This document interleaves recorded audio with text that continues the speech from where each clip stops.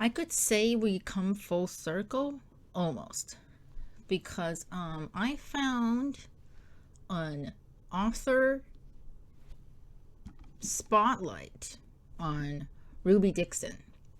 Now, if you've been subscribed to this channel or you've seen some of my earlier videos from 2023,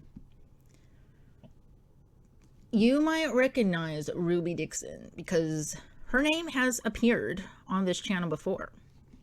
Let me show you the article. It's also Writer's Digest. It's called 7 Tips for Writing Novels People Want to Read. And I explicitly remember that this was a terrible article because it didn't tell us anything about writing novels that people want to read.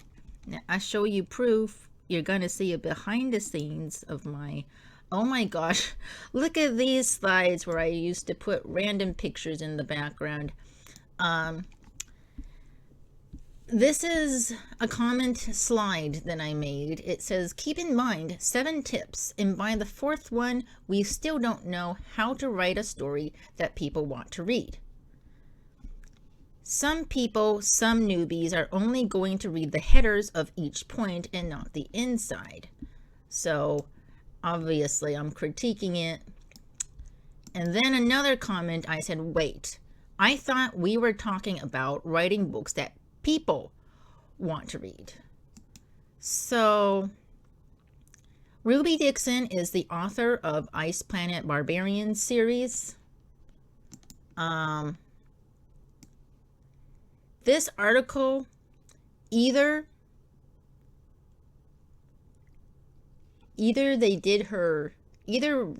Digest did her dirty and just wrote a terrible article based on something she said, or she actually wrote this article. I don't really know, but it's not a very well written article. It doesn't actually give 7 tips for writing novels people want to read. The title of the article is clickbait title. So anyway, that article, the 7 tips article, was published in 2022. So when I reacted to it, it had been a year or so, because I saw it in June, and this was published on July 12th, 2022. So at that time, I didn't do a scrolling thing. I used to just do take a screenshot of each little section. I'm making hand gestures and you can't see me, but each little section like this, and then I take a screenshot, and then I'd post the screenshot into the slides, and then I'd make the slides. But I thought, you know what, why didn't I just do a scrolling thing? So because I'm recording my screen anyway, why didn't I just do a scrolling thing? So then at some point I decided to do the scrolling thing, but for these writing tips type of articles, I was doing taking screenshots of every single tip, which was pretty time consuming, if I'm to be honest. I don't know why I thought that was a good idea, but I couldn't come up with any other way to do it. But once I found out that you can actually see what I've selected with my mouse, then I thought, well, you know what, I'm going to do it like this. Anyway, so we are going to get into this article, which is a spotlight. It's Writer's Digest author spotlight series. And this is Ruby Dixon. I thought, you know what, if I'm going to look at an author spotlight series, because there's one that I did, it was by, what was her name?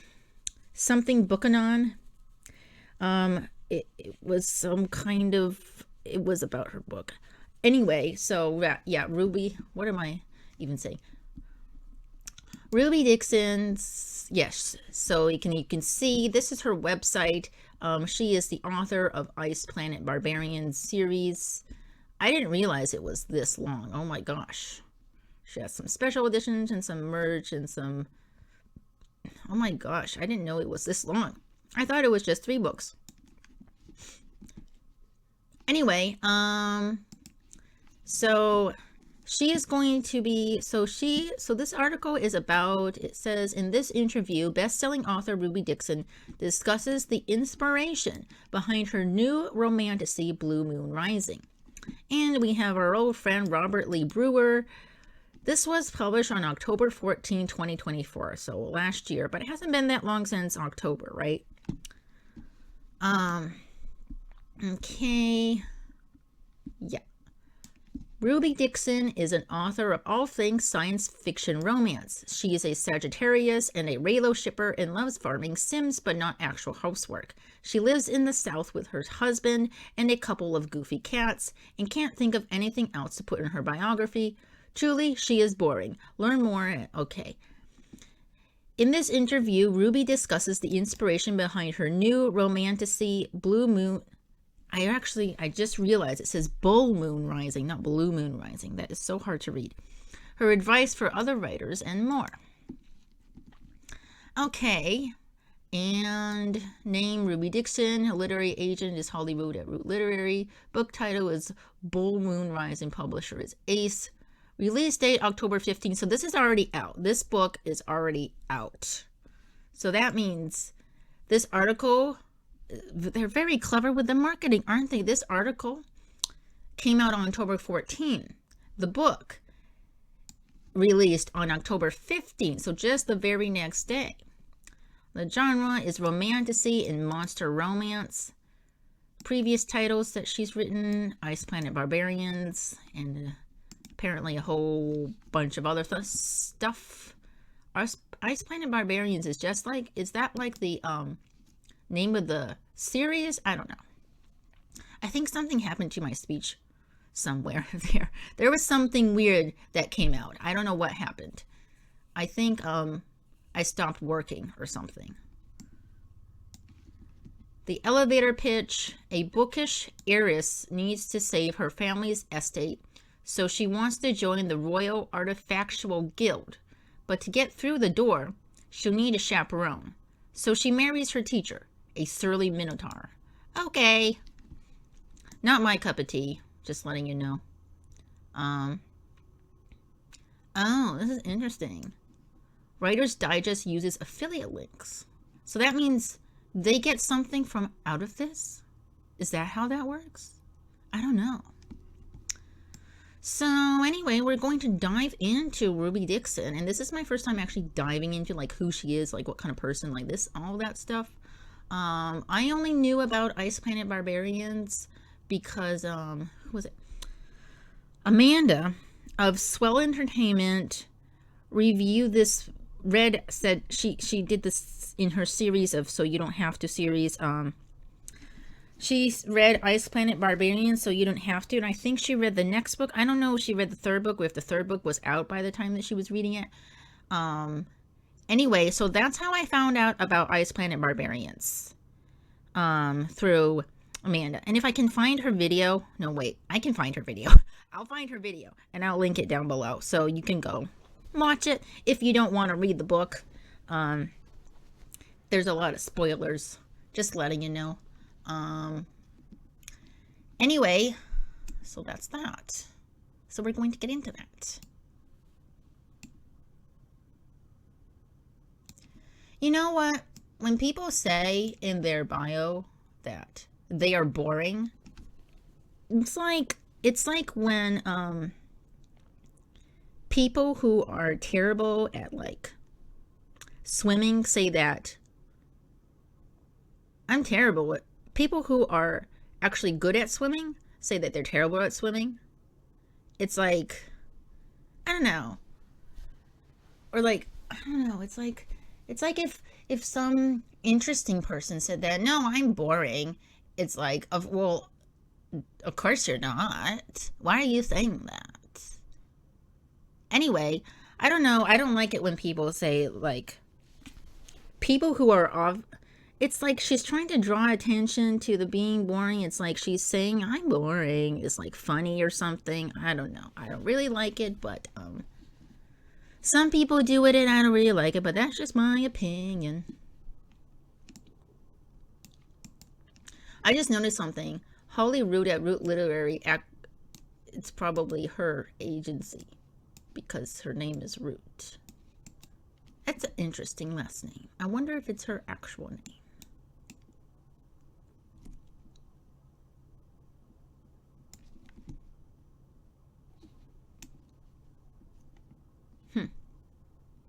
Okay. What prompted you to write this book? Ruby Dixon. I was fascinated by the Royal Geographical Society and the idea of having a society that catered to adventurers. I don't know why I said it like that. Adventurers. That catered to adventurers. But I wanted to make it more fantasy and more romantic, because who am I if I'm not writing a romance? I don't know who you are if you're not writing a romance. Maybe you're just a writer. So there is a Royal Geographical Society. What is that? You know, I have my phone right here with me. I'm actually going to look up what the Royal Geographical Society is, because I don't know. Let's see. Come on, open. Come on, open. Royal Geographical. I'm just not even gonna type the whole thing, probably get it out. Okay. The Royal Geographical Society has a website. What does it say about what it is? I want to know. I'll stop. I don't want your cookies. I don't want your cookies. Don't give me cookies. What are you? Where is your about us? Okay.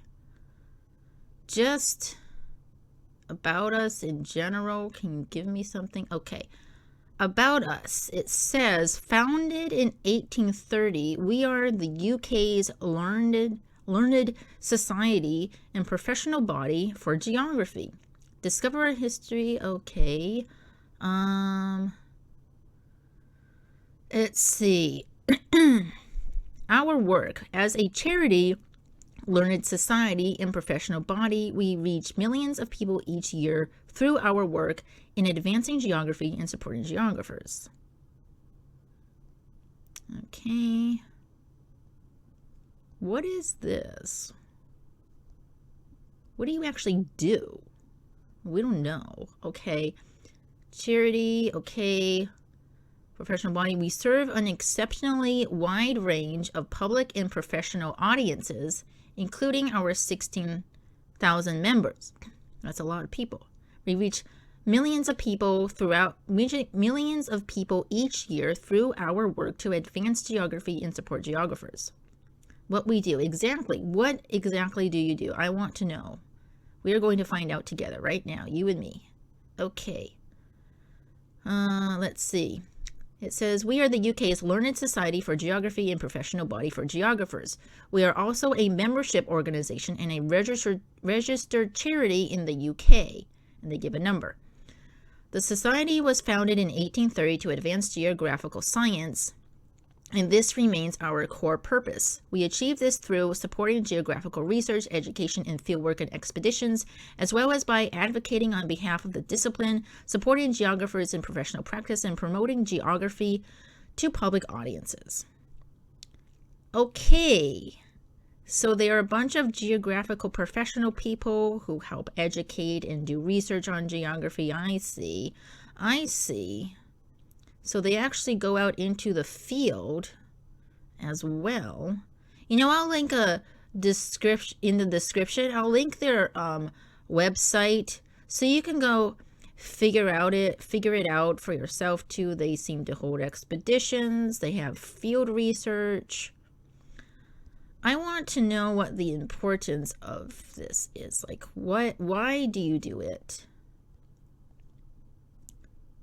Some people have won awards and medals. I don't know where to look for the why. They have a section called What is Geography? I'm guessing because it's geography, I mean, they might help figure out things like environmental issues and stuff. That's what I'm guessing. I mean, I don't see anything about that, but I'll link in the description the Royal Geographical Society so that you can go look it up for yourself and see what it's about. Oh shoot. Hold on.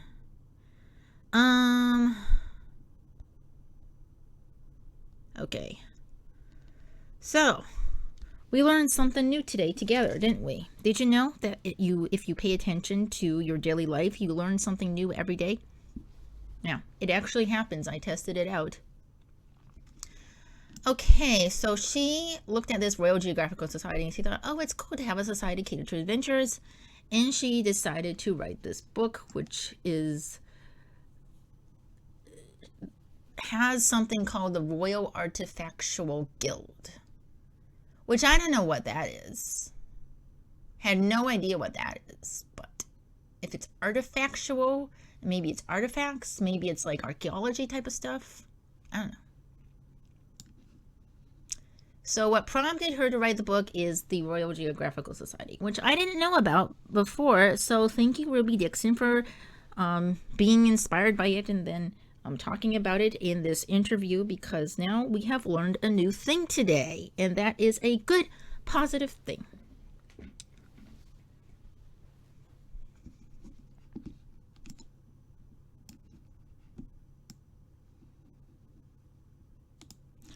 How long did it take to go from idea to publication? And did the idea change during the process? Okay, so when I read the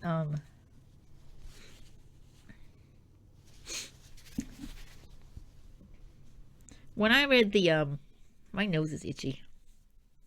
Do you ever get these really itchy noses and you don't know what to do? Like, no matter how much you itch, it seems to come back.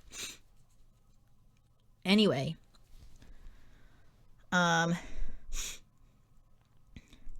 so when I read the Buchanan, I can't remember what her first name was. Buchanan has just stayed with me because it sounds funny to me. It sounds like a chicken, but that's just me. Maybe I'm not pronouncing it right. So they asked the same questions, I'm pretty sure.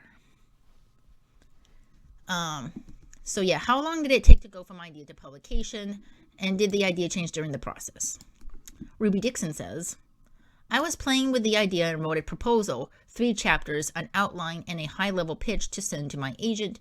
We were looking for another project to traditionally publish since my Ice Planet Barbarians books had done so well, and I liked that I was reaching a new audience by being in physical stores instead of just online.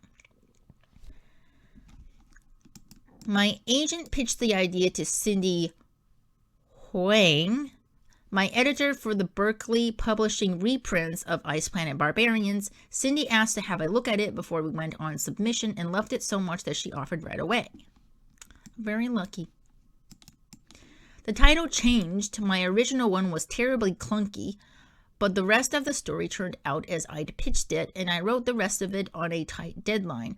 I believe from idea to publication it was perhaps 15 months, which is very fast for traditional publishing, but it also involved a lot of working weekends for me. Interesting. Okay, so she's saying, so this is an interesting piece of information as someone who is a self-published author. She says from idea to publication, it was perhaps 15 months. That is interesting because I wonder what the editing process was like. Are we going to talk about that? I hope we do. Which is very fast for traditional publishing, she says. I don't know. Is it? I don't know. See, I don't know these things because I'm not a traditionally published author. I'm a self-published author. So, I don't know. So, she says the title changed, but the original idea has not changed during the process.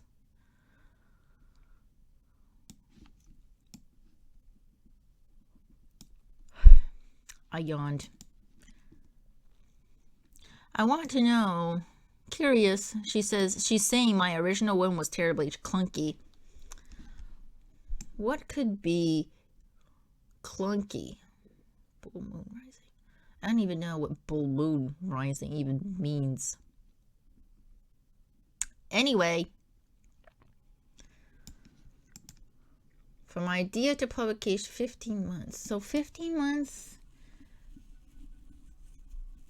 So what? That's like a year and 3 months, right? So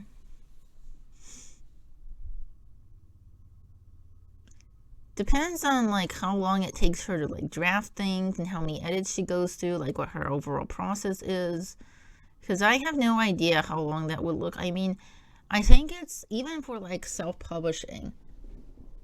I don't know. It feels pretty tight, though. She did say it was pretty tight. So thinking of it as from a like self-published author perspective, like if I have an idea of a story, I could write a draft. Like if I really push myself, I can pull like a nano 50K word challenge in a month and draft a novel in a month and then work on the plot and developmental edits side of stuff.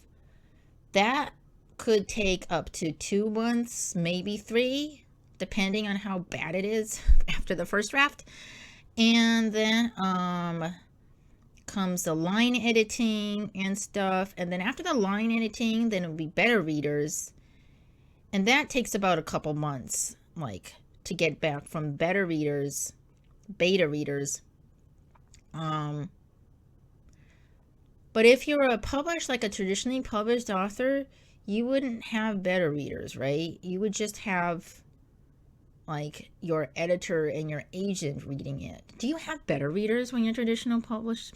I don't know. I know there are probably advanced reader copies being sent out at the end, but I don't know about beta readers for traditional publishing.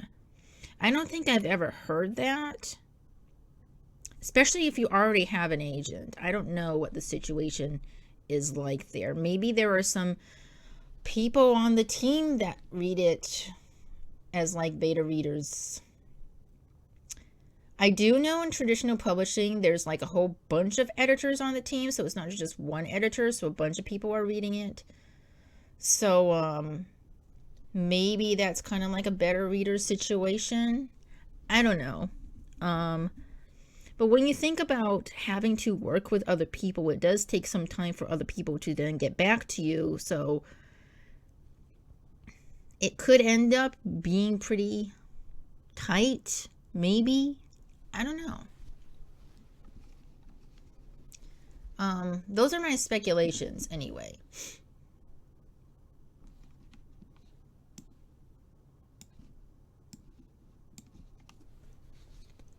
Were there any surprises or learning moments in the publishing process for this title? Ruby Dixon says, every book that goes out the door has a few surprises and learning moments. In this one, I had an established timeline counting down to an event in the story, and I learned I am absolutely rotten at remembering what day it is for my characters. I think I sent the book back and forth with the copy editing department 10 times. If I'm ever in New York, I owe them all a drink. I feel like I'm going to sneeze. So, that's it. Okay. There is one thing I can relate to in here. That's this. I am also, if I decide to introduce dates, actual detailed dates, like, I don't know, Thursday, like today in Japan right now is Thursday the 6th of February, 2025. Like if I decide to ever be that specific, I get so confused. I get so confused if I don't actually keep track of it somewhere else in notes or something, because I have to remember, okay, in the middle of the chapter, the characters, it becomes night. And then in the middle of the chapter, it becomes morning. So that means it's now the next day. And so now, at the end of this chapter, it's still that same next day. And then the next chapter, it's still that same day. But then in the middle of the chapter, it changes. And then a few weeks pass. So that means, and I get all confused. So I usually don't, I'm usually not very, very specific with dates unless I think that I can be, like the plot calls for it to be very, very specific. I recently edited a magical realism story in which there is a moment towards the end, towards the climax, in which an event is supposed to happen on June 10th. And so the events leading up to June 10th, starting from June 7th, so 7, 8, 9, and 10, I show exactly what is happening during those days because it leads up to whatever is happening on June 10th. And that is when I actually utilize a gimmick of newspaper clippings. But I only have it as that it's in the beginning of the chapter, so it's very clear. And since it's the evening, it's called the evening daily. It's like, okay, I know it's evening, and then at the end of this chapter, it's night. And then the next chapter, it's evening again. Some time has gone by, but we can cover the events in the newspaper clipping. And then we get to nighttime, and then the next chapter, it's like the morning of the 8th or the 9th, and then I just begin the chapter with like June 9th. It was a sunny day or whatever it was. So when I need specific dates, I do use them, but otherwise it's like the next morning or like a few days later, and it's very ambiguous about exactly when this is happening. But I can relate to being very, very confused, remembering what day it is for the characters.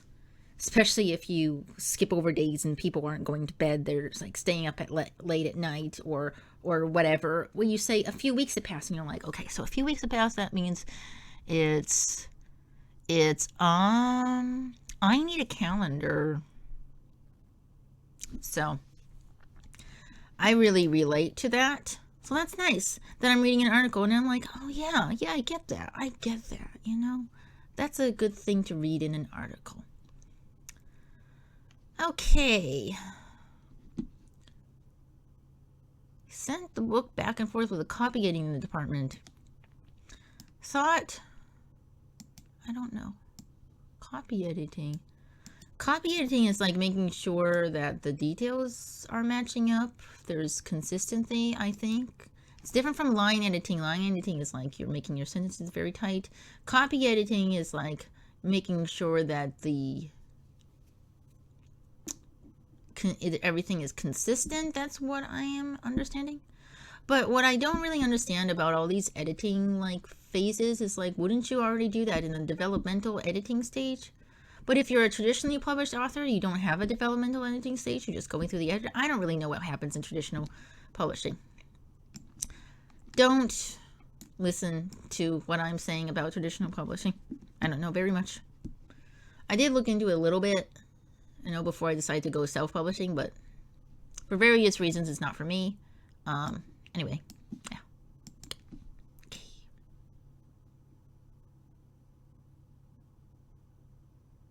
Okay, before we move on, there's a pink pin here for some reason. Picture thing. It's a quote. It says, "Every book I write, I sincerely hope for readers to just have a good time reading it."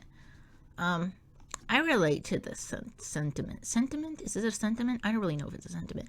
But I relate to this. I just want you to have a good time. I don't know, a good time. For me, it's a little bit different. But I can understand where she's coming from. And I can relate to an extent. And it's probably going to come up later, and I'm going to say the exact same thing.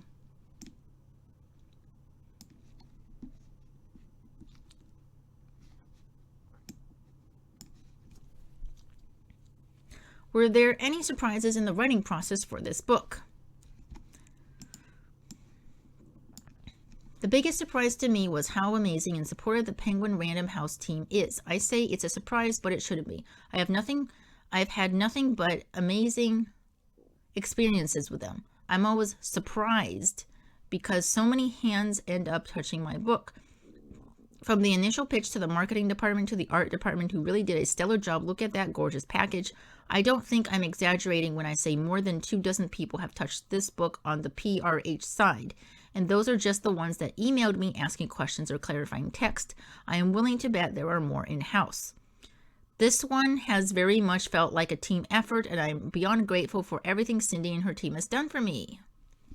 Okay, so she used this question in a way that Buchanan didn't use the question. Buchanan, I think, actually talked about her writing process.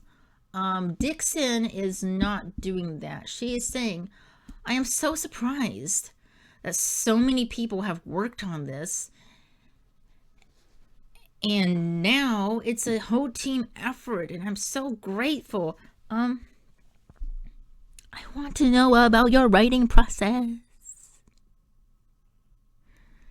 Suddenly I'm thinking about Lady Gaga. I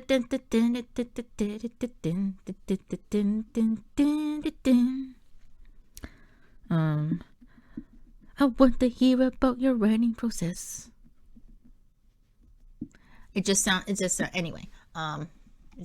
that. So anyway, so she doesn't talk about her writing process and okay, come on, talk about your writing process. I wanted to know, how many edits it went through, what that was like for her and all that stuff, but she's not going to tell us anything about that. Okay. Since she did do outlining, I am betting that she's a planner, outliner person. Maybe she has to be. I don't really know if she's anything else, if she's a plantser or if she's actually a pantser that decided to do outlining. I don't know. So the writing process. There was nothing that surprised her about the writing process. I'm going to sneeze. I sneezed. I snuzz. Okay.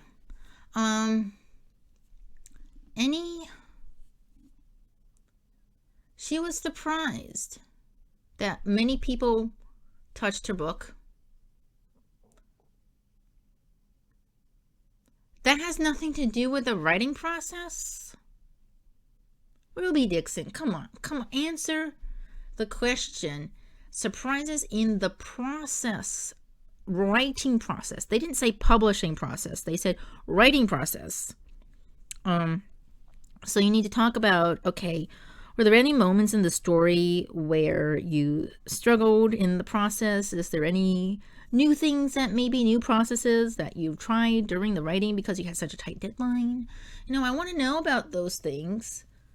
As a writer, reading this article, which is in a online and offline magazine called Writer's Digest. It's for writers. I want to know. This is something that would be in the acknowledgement section of a book. This is not about writing process. Oh, but we all know how she does with tips for writing and writing processes, don't we? Because that article that I read before was just bad. So maybe I shouldn't be surprised. Or maybe Writer's Digest did her dirty. I don't know, but they should have. She didn't really answer the question. I just want her to answer the question. Is that too much to ask? Am I getting salty for no reason? Maybe. I don't know.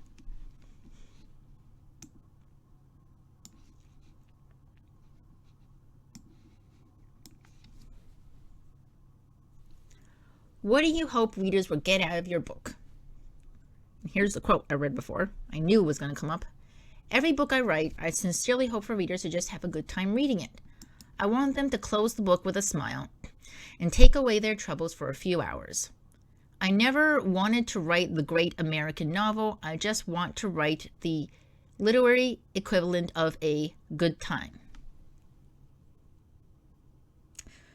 Okay, so she's an American. I didn't know that. I mean, that doesn't say anything. I'm just saying that I didn't know.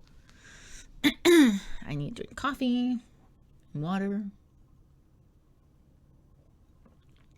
When you drink caffeine, make sure you also drink water because caffeine is going to dehydrate you if you don't be careful.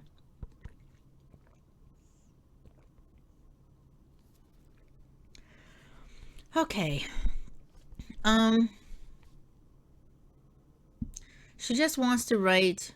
What does she mean by the literary equivalent of a good time? Is she talking about the song? Because I keep thinking about the song about the song "Good Time" by Owl City and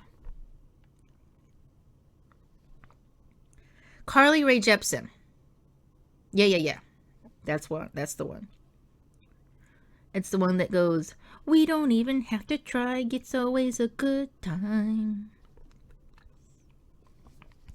So that song came out in 2011 or 12 because that is when I went abroad for an exchange program during university time. So anyway,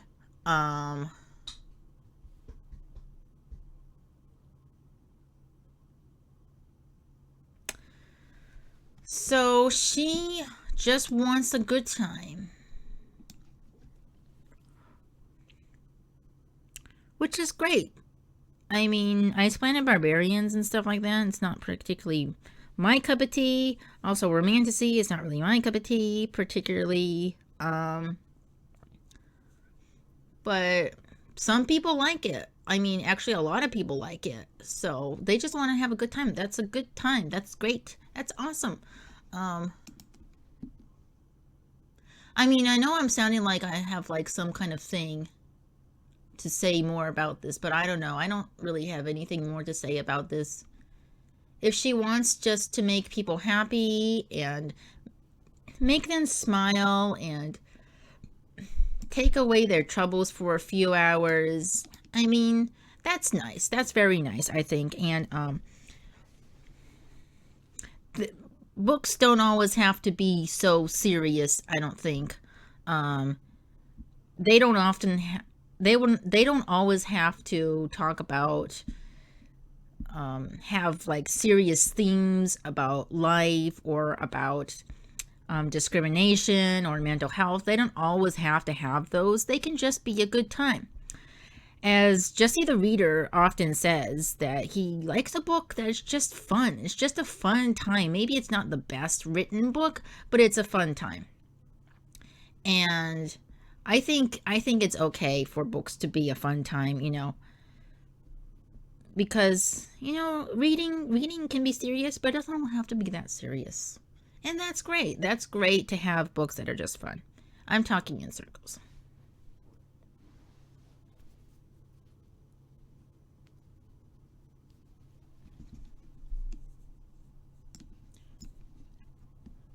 If you could share one piece of advice with other writers, what would it be? Okay. All right. This is very short. Encourage all your weird ideas and go down those crazy rabbit holes. All of my "this will never work" ideas always end up being my best ones, and they also end up being the most fun to write. Okay, so despite I did not like Ruby Dixon's 7 tips for writing novels that people want to read, this article over here, this one right here, I did not like this article at all. This is actually a good piece of advice.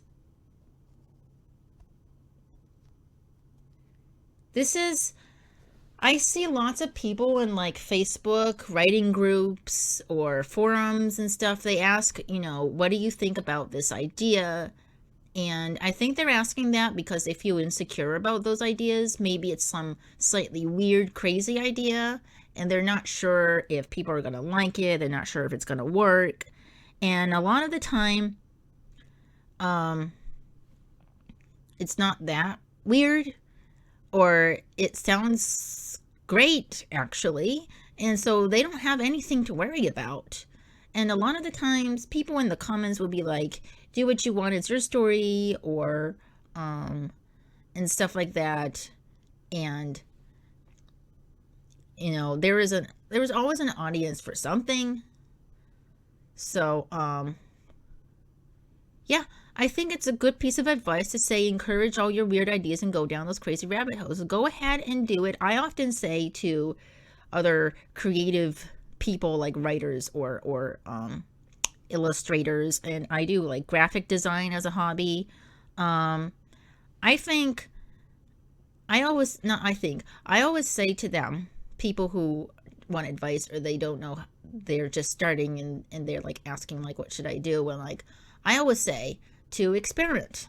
Let's experiment and have fun with it. And as you're experimenting and having fun and you're doing all these experiments, you'll figure out what works and what doesn't. You'll develop your own style over time. When I first started out writing seriously or doing graphic design as not a serious hobby, but I take my hobbies very seriously. When I was doing graphic design and trying to make covers for people on Wattpad or other writing online community sites, I did just a lot of experimenting, seeing what works, what doesn't, what looks great, what doesn't, you know, doing all these experiments. And because I did so many experiments, you know, I know what works and what doesn't, of course, and I also developed a sort of style. Like I typically make covers like this type of style. And as for writing, I used to do this thing called almost everyday flash fiction. I called it almost every day to not put pressure on myself to do it every day. And I would just write whatever genre I felt like writing, and I wasn't going to show it to anyone. And if any of those flash fictions gave me ideas for faux novels, then I would write a faux novel. But I used those flash fictions, and sometimes I still write them today. But when I first started out, I was using them to explore all different genres. You know, I don't write sci-fi, but I tried sci-fi. I tried a romance. I tried like a dark romance kind of thing. I tried vampires. I tried nonfiction. I tried like every type of writing that you could possibly think of, except for self-help. But I wrote so many different variations of this and that. I've tried different gimmicks, like having a story within a story within a story. And they're all just one page. One page on Word. And some of them are very dense, and some of them are very sparse. Some of them are just dialogue. So I just did all kinds of things. And that really helped figure out, okay, so I'm good at doing this, so I'm going to continue doing more of this. Or I'm not really good at doing this, so I'm not going to do it right now. Maybe I'll do it more in the future, you know, that sort of thing. So you figure out what you're good at, what you're not good at, what you need to improve more on, what you need to practice more. But you're just having fun. And I also tried all kinds of weird ideas too. So just try them and see how it works and see how it goes. I mean, why not? Why not? And if you're not going to show it to anyone, why not do it? Why not? Anyway, so yeah, I think this is actually the best advice he has ever given. Yeah, and she says they also end up being the most fun to write, as I was saying. They become fun to write because you've tried this crazy idea that you had and you're having so much fun writing it. That's kind of like what my debut book Between Roses was like. It was just a whole bunch of crazy ideas stuffed into one book. And I had such a fun time writing that book. And I hope you will have fun reading it. Anyway, not me doing a self-promo while reading another author's interview. Anyway.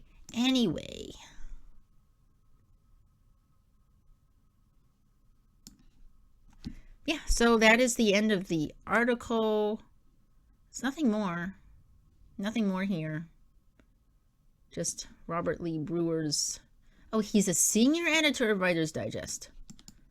You know, I think you can do a teeny bit better with your edits and stuff like that. This article was good, I guess, because you just copy and paste these responses from Ruby Dixon and you don't do anything with them. Maybe you do a little bit with them, but could have gotten back to her with this and asked her to write about the writing process and not the publishing aspect, and thanking her team. That's not the surprise that I was hoping for, but anyway, that's what we've got.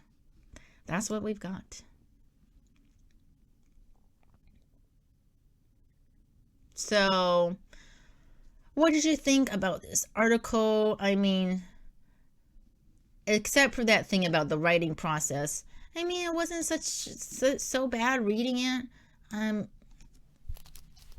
So weird. I don't know. As someone who writes a book titled Ice Planet Barbarians, I thought Ruby Dixon was going to be very, very weird. But she seems to be a pretty normal person. She's probably a very nice person. If she has cats, I think anyone who owns cats, in their core, they're really good people. So, I think Ruby Dixon's a very nice person. Because she has cats. Maybe that's a strange thing. But I often find that people with cats are nice people. But I could be wrong. I don't know. I'm going on a weird tangent and I don't know where this is going. But this is interesting. Down here it says, Writer's Digest uses affiliate links. That means what? They get a bit of commission. If you click on the link and buy through this link, they get a commission. Is that how they sustain themselves? Like, how does Writer's Digest even sustain themselves? I have no idea. How do they pay their people? I have no idea. Anyway, that is the end of this video. I don't know if Writer's Digest, like these author spotlight series, I don't know if there are a lot of authors that I actually know.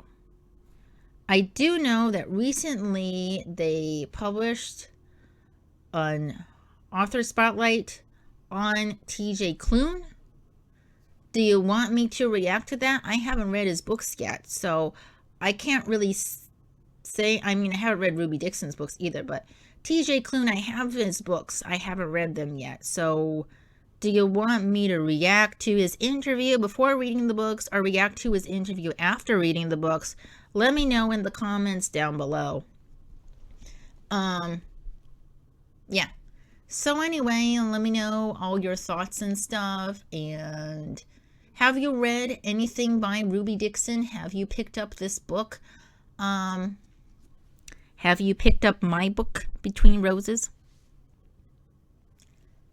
Anyway, yeah. Anyway. Keep hydrated.